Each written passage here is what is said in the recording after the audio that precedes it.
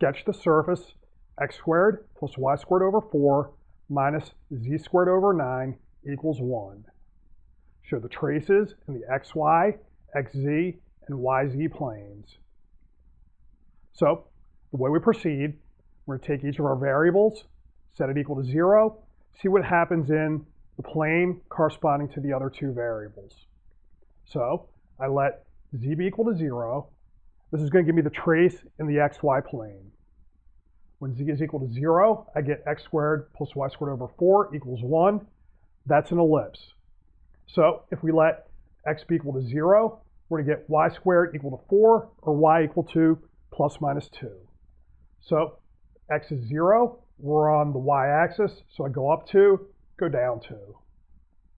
Then if I let y be equal to 0, so you're on the x-axis, we'll have x squared is 1, or x equals plus minus 1. So go over 1, back 1, then we fill in the rest of the ellipse. So that's our first trace. So that's the xy plane.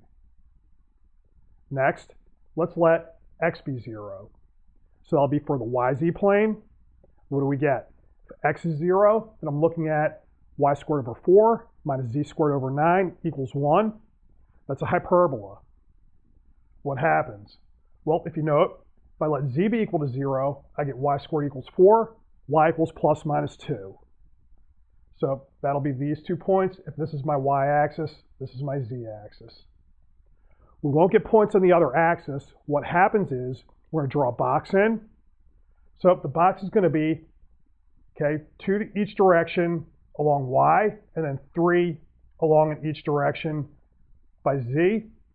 Connect the dots, you're going to get a rectangle. And then we join the corners of that rectangle to the origin. Those are going to be the asymptotes of my hyperbola. Then we just connect the dots. So I start from one of our points. We go up until we get close to our asymptotes. So that's going to be like that. Over here, it'll go like that. So that's our hyperbola in the yz plane. With y equals 0, we're looking at the xz plane. We have the equation x squared minus z squared over 9 equals 1. So it's a hyperbola, same process. Along the x-axis, I go over by 1 in the other direction. We get 2 points. No points on the z-axis, but I go up by 3, down by 3, I get a rectangle. Now, if we connect the dots, corner to corner, we're going to get our asymptotes, and then I can fill in our branches off of our points. So, all that's left, put our 3 traces together to get a picture of our surface. First, the xy plane, we have an ellipse. So we note we go over by 2, back by 2 along y, forward by 1, back by 1 on x. Connect the dots, we get our ellipse. If we have y equals 0, the xz plane, so that's this hyperbola here, This branch will be facing us, and then this one will be going behind, so we won't be able to see it. Then if I let x be equal to 0, same idea, another hyperbola. We'll be able to see this side, and then this side goes behind.